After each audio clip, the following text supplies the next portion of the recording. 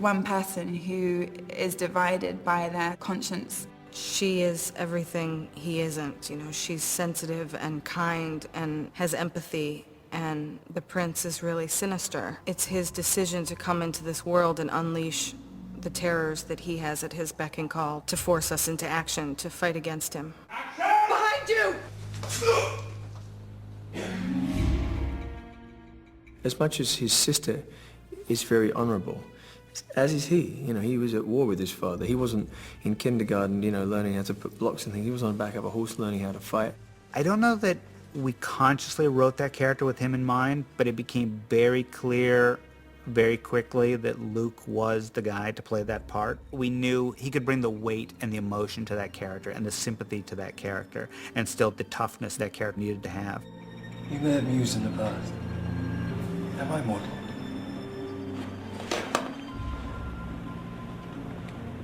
You are now. The prince is essentially like Geronimo. He's like the last of a race, or the last warrior of a race. The humans are pushing and pushing the magical creatures away into the outskirts of society, the underworld. And the prince essentially says, no more.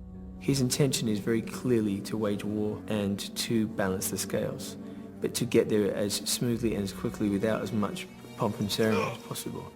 He has the key to awaken the Golden Army. So it's essentially like if Geronimo had a key to a nuclear bomb.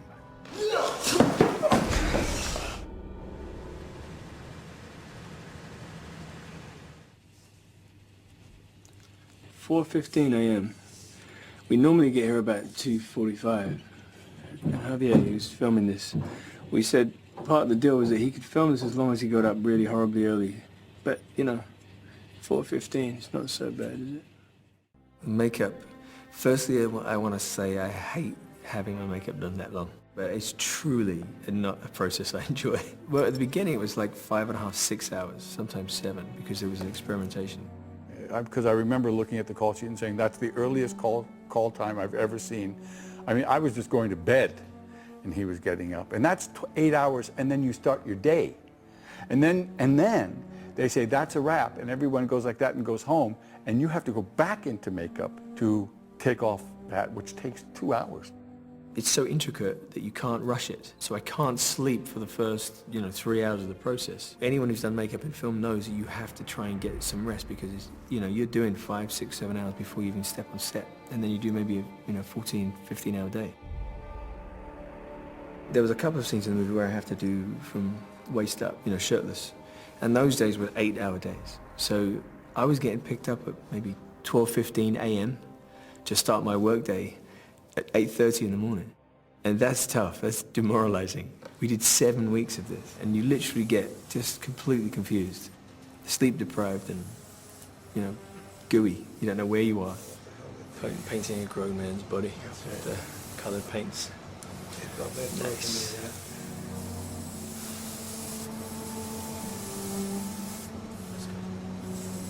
The thing about Hellboy is that you can see they put everything on a running track.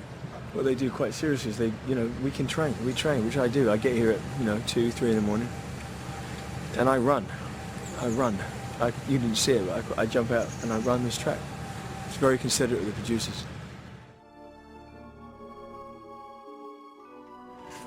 This is what a proper trailer looks like. Really.